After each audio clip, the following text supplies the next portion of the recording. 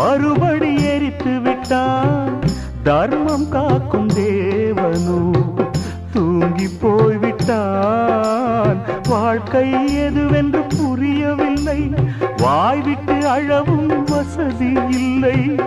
வெந்த புண்ணில் அல்லவோ வேலும் பாய்ந்தது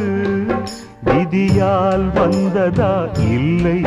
சதியால் வந்ததே தொல்லை விதியால் வந்ததா இல்லை சதியால் வந்ததே தொல்லை வானத்தை பார்த்தேன் பூமியை பார்த்தேன் மனுஷனை இன்னும் பார்க்கலையே நான் பிறந்தது அழுதிடத்தானா ஏ விதியே சரிதானா